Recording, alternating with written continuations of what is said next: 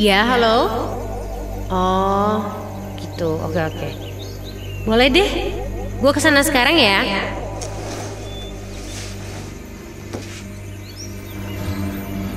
Hani menelponku sore itu, membuatku terbangun saat aku sedang tidur siang. Dia bilang dia menemukan satu spot angker.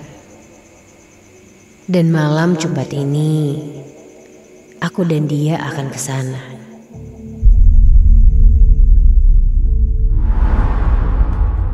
Namaku Meli. Aku memang menyukai hal-hal yang berbau angker, mistis, hantu.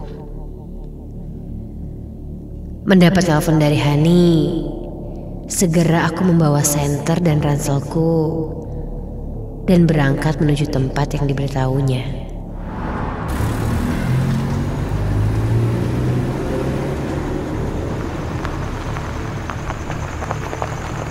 Sekitar jam 8 malam, aku sampai di depan sebuah rumah kosong. Di sana, kulihat Hani ternyata tidak sendirian. Dia bersama dua temannya. Ada Roni dan juga Anggi. Mereka akan bergabung denganku malam ini. Kami berempat menyelinap dari balik semak-semak dan sampailah di sebuah halaman yang dipenuhi dengan ilalang. Dan di depan kami terpampang sebuah bangunan rumah besar 3 lantai yang berpilar putih kusam, serta di sekitar dindingnya merambat akar tanaman. Di sebelah kanan halamannya terlihat sebuah pohon besar yang di bawahnya terdapat ayunan besi, yang salah satunya sudah rusak. Han, rumah siapa nih? Lo tahu info rumah ini dari mana? Hani bilang ini cuma rumah kosong yang dia lihat ketika iseng lewat pulang ke rumahnya. Dan penasaran, sepertinya angker. Aku pun melanjutkan perjalanan.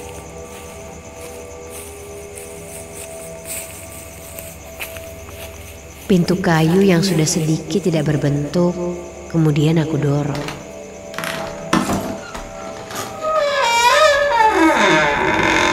Pintu itu tidak terkunci. Setelah masuk, kami hanya disambut bangunan kosong yang luas dan kotor. Di beberapa sudut terlihat becek genangan air. Di sebelah kiri ada sebuah tangga menuju lantai 2 dan lantai 3. Kami berempat mengendap masuk dan mulai menelusuri ruangan demi ruangan. Setelah kami memutari lantai 1, kami melanjutkan ke lantai 2. Hanya ada kamar-kamar kosong saja.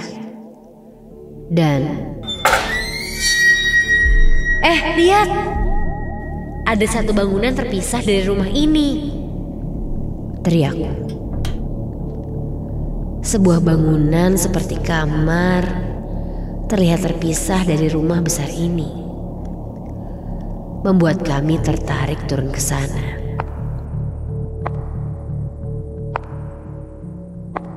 Sampai di sana, bangunan itu terlihat berbeda dengan bangunan lainnya. Aneh, gagang pintunya masih bagus. Aku membuka pintu itu.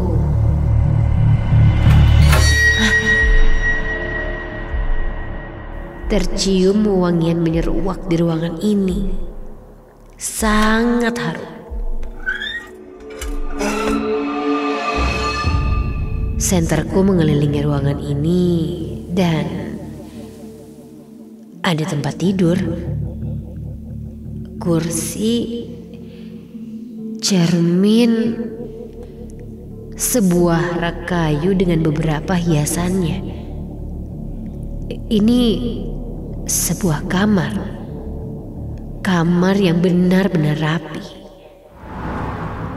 Kami berempat terlihat kebingungan.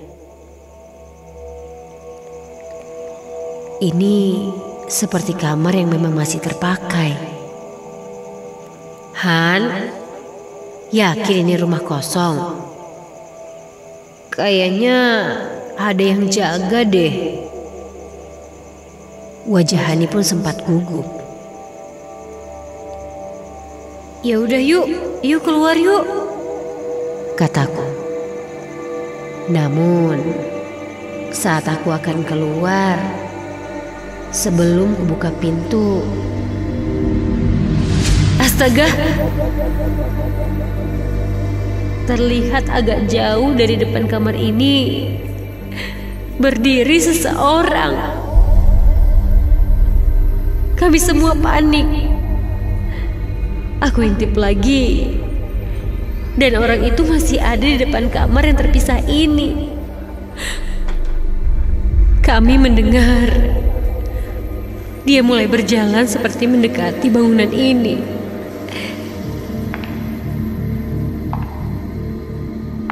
Aku mengintip sedikit. Terlihat dia memang semakin dekat dengan kamar ini. Jantungku berdegup sampai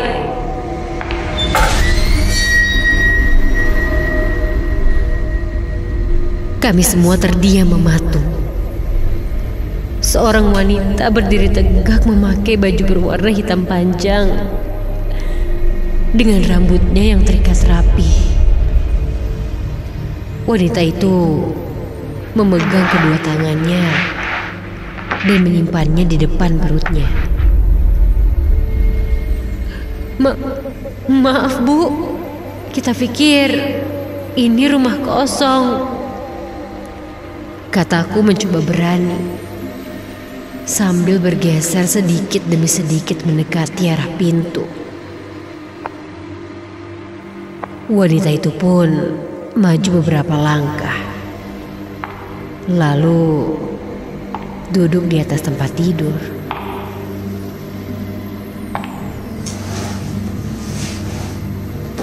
Mulailah sedikit terlihat olehku wajahnya. Raut wajahnya sangatlah tidak menyenangkan. Kami mulai bergeser menuju pintu. Dan tiba-tiba dia berdiri dan melihat kami satu persatu. Kami pun mulai bergerak. Satu persatu dari kami mulai keluar dari ruangan ini. Kami lalu berlari perlahan-lahan. Di antara kami tidak ada yang berbicara. Dan kami pun keluar dari rumah itu.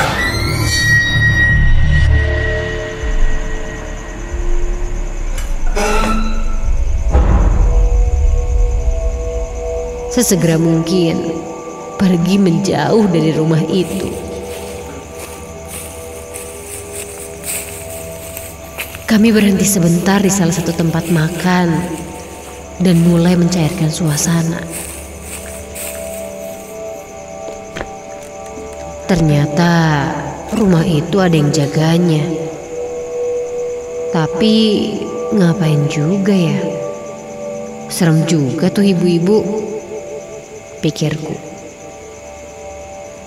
Setelah itu, kami pulang ke rumah masing-masing.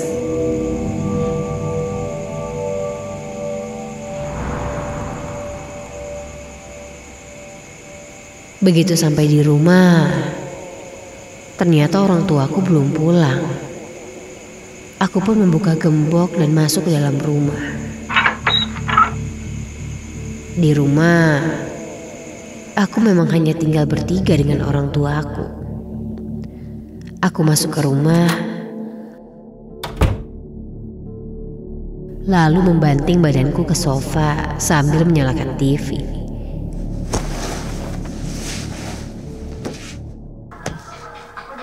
Kulihat jam menunjukkan hampir jam 12 malam. Aku menutup mataku, mencoba untuk terlelap. Entah berapa lama, ada sesuatu yang menetes ke mukaku. Kuusap air yang ada di wajahku, dan aku pun membuka mata. Tapi, astaga! Tepat di atas mukaku, sebuah wajah seorang wanita menganga dengan mata yang membelalak melihat marah padaku. Aku langsung terperanjat berdiri. Kulihat sebuah sosok membungkuk ke sofa tempatku tidur, memakai baju hitam. Dia adalah wanita tua yang tadi aku temui di rumah kosong. Tiba-tiba wajahnya menengok ke arahku, dan ia menegakkan badannya. Mulutnya menganga, dan wajahnya sangat menyeramkan. Tiba-tiba rambutnya yang terikat terurai sangat panjang sampai ke lantai. Suaranya begitu nyaring dan menyeramkan. Aku langsung menutup kedua mataku. Terasa kali ini hawa dingin menyentuh tubuhku. Kakiku benar-benar lemas. Aku pun terjatuh ketika kulihat sosok itu tidak ada. Pundakku terasa sangat sakit ketika kulihat ada lebam di pundak kiri dan kananku. Aku langsung menelpon temanku Hani dan menceritakan apa yang aku alami. Dan ternyata bukan aku saja. Hani pun mengalami hal yang sama denganku. Sampai akhirnya kami memutuskan untuk kembali ke rumah itu keesokan harinya, meminta maaf sambil berdoa.